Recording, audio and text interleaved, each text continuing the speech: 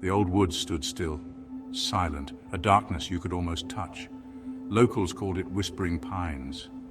They knew better than to venture in, not after sunset, not alone.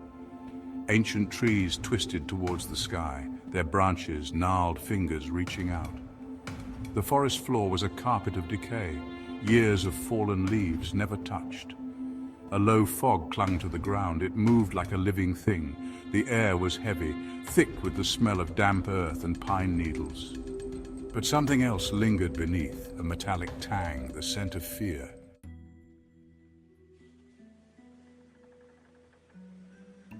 The sun dipped below the horizon, casting long, ominous shadows across the forest floor.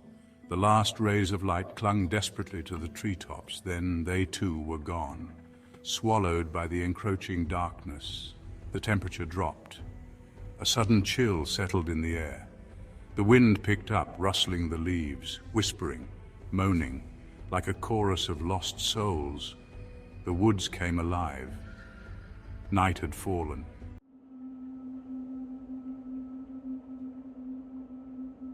Sarah pulled her jacket tighter. The night air was colder than she expected, colder and thinner, as if the woods themselves sucked the warmth from the air. She shivered, ignoring the prickle of unease crawling up her spine. She wasn't supposed to be here, not after dark. Everyone knew that. But deadlines and late nights were a cruel mistress, and she was so close to finishing her article, a story on local legends, specifically the legend of Whispering Pines. The locals had warned her, their faces grim, their eyes filled with a strange mixture of fear and reverence. Stay away, they'd said, not a place for the living. But their warnings only fueled her curiosity. She was a journalist, after all. Fear was just another story waiting to be told. Her headlights cut through the darkness, illuminating the dirt path leading into the woods. The sign at the entrance was barely visible, half hidden in shadow, the paint faded and peeling. Whispering Pines, it read.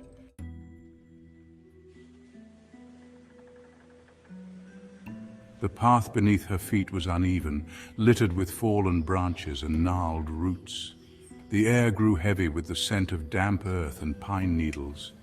But there was something else too, a faint metallic tang, like old blood. It made her stomach churn. She walked slowly, her eyes struggling to adjust to the gloom. The trees towered above her, their branches intertwining to form a dense canopy that blocked out the moonlight. Only slivers of silver pierced through, casting long, dancing shadows on the forest floor. The wind picked up, whistling through the trees, moaning. It sounded like whispers, whispers just on the edge of hearing.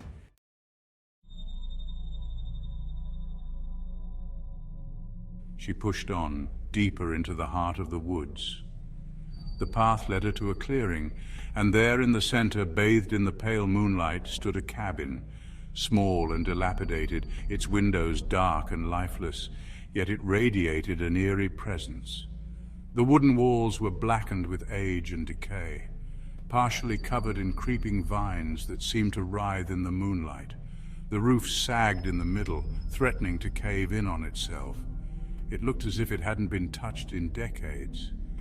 Yet a single lantern flickered on the porch, casting an eerie glow into the surrounding woods. Sarah's heart pounded in her chest.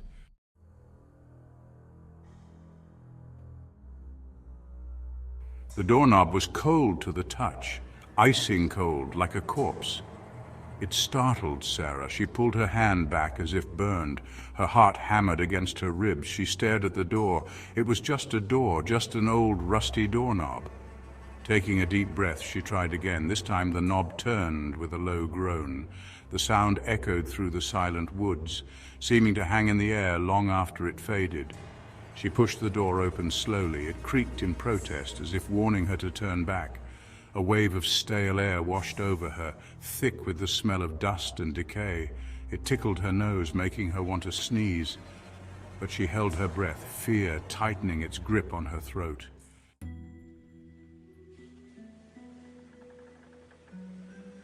Sarah stepped inside. The floorboards groaned beneath her weight, threatening to give way at any moment.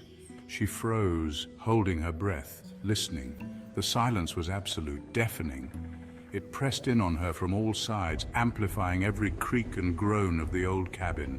She took another step, then another, moving deeper into the darkness.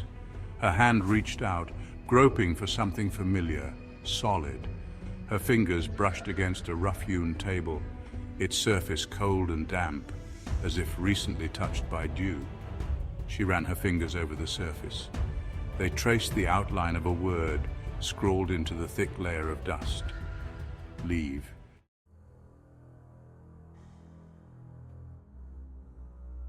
Sarah spun around, her heart pounding in her ears. Her eyes darted around the room, searching the shadows, but there was nothing there. Just the creaking cabin and the howling wind. She let out a shaky breath, trying to calm her racing pulse. It was just the wind, just her imagination. There was no one else here. She was alone. The thought sent a fresh wave of fear through her. She had to get out of here. Turning back to the table, she noticed something else. A small leather-bound journal lay open, as if someone had just been reading it. The pages were yellowed with age. The ink faded, but she could make out a few words scrawled in a frantic hand. She picked it up carefully, her fingers tracing the faded script. The words sent a chill down her spine. They're watching. They're always watching. They whisper in the dark.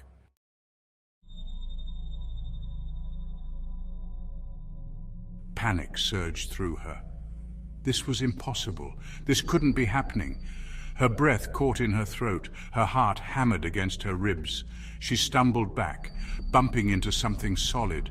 A gasp escaped her lips. She whirled around, her eyes wide with terror. Standing in the shadows, barely visible in the dim light, was a figure, tall and gaunt, its features obscured by the darkness. But its eyes glowed with an eerie, unnatural light. It reached out a hand towards her, its fingers long and skeletal. The air grew cold, the scent of decay intensified. The whispers grew louder, swirling around her like a vortex of madness. Sarah screamed.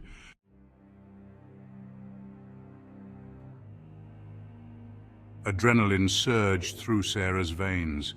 She scrambled back, pushing herself up from the floor. The figure advanced, relentless, its glowing eyes never leaving her.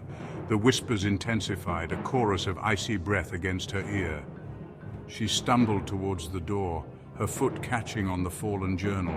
She fell again, scraping her palms on the rough wooden floor. Panic swelled, choking her.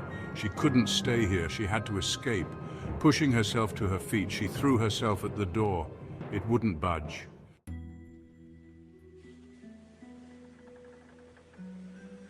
The door burst open. Sarah tumbled out onto the porch, gasping for air. She scrambled to her feet, her heart pounding against her ribs like a drum gone mad. The woods around her swam, the trees swaying and blurring in her vision. She ran. She didn't know where she was going, only that she had to get away from the cabin, from the figure with the glowing eyes. The whispers followed her, swirling around her like a malevolent wind, urging her onward. Branches whipped at her face, tearing at her clothes. She ignored the stinging scratches, the blood welling on her skin.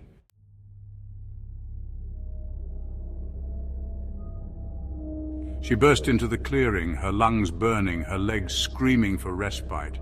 The car stood bathed in the pale moonlight, a sanctuary of steel and glass. But as she stumbled towards it, her hope turned to ashes in her mouth.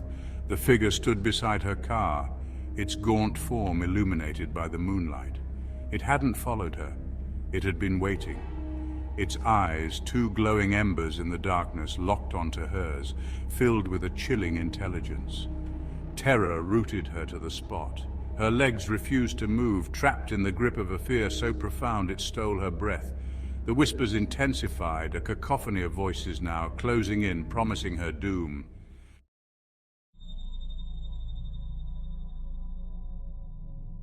Then the figure moved closer, stepping into the pool of light cast by the car's headlights, and as the shadows receded, revealing its face, Sarah's blood ran cold. It was her face. Her own features, twisted and contorted in a grotesque mockery of life, stared back at her. Her eyes, wide with terror, reflected her own fear. Her mouth, frozen in a silent scream, mirrored the horror that consumed her. The whispers reached a crescendo, a chorus of voices screaming her name, echoing in her skull. The ground seemed to tilt beneath her feet. The world spun, the trees blurring into streaks of darkness. She felt herself falling, pulled down into a vortex of terror from which there was no escape.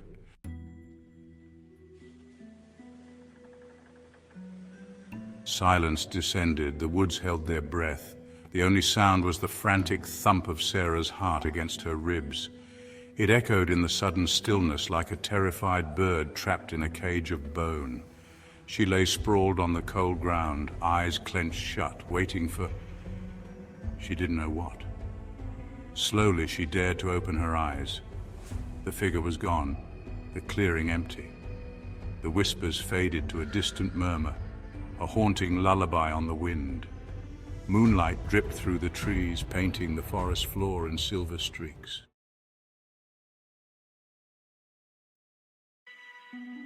Voices cut through the stillness, shouts, distant at first, then growing closer. Flashlights cut through the trees, beams of light slicing through the darkness like knives. Relief flooded Sarah, washing away the last vestiges of fear. They had come. She stumbled towards the lights, her voice raw as she screamed for help. The search party, alerted by her abandoned car at the edge of the woods, rushed towards her, their faces etched with concern. They surrounded her, their questions washing over her in a torrent of relief and confusion. She tried to explain, to tell them about the cabin, the figure, the whispers, but the words caught in her throat, tangled in the terror that still clung to her like cobwebs.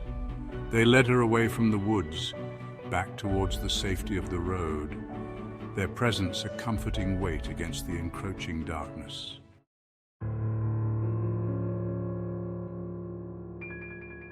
The following days were a blur. Sarah found herself caught in a whirlwind of doctors' visits, police reports, and concerned phone calls from friends and family.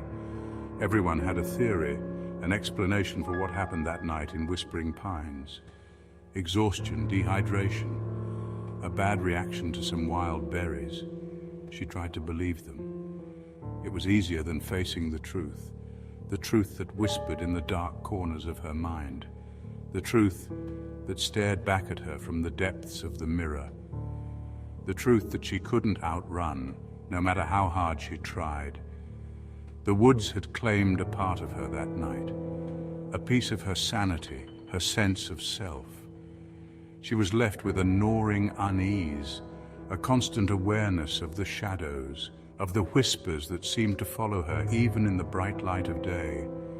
She abandoned the article on local legends, unable to bear the thought of revisiting the events of that night. The notebook, the one with her handwriting, vanished without a trace. Another loose end in a story that refused to be told.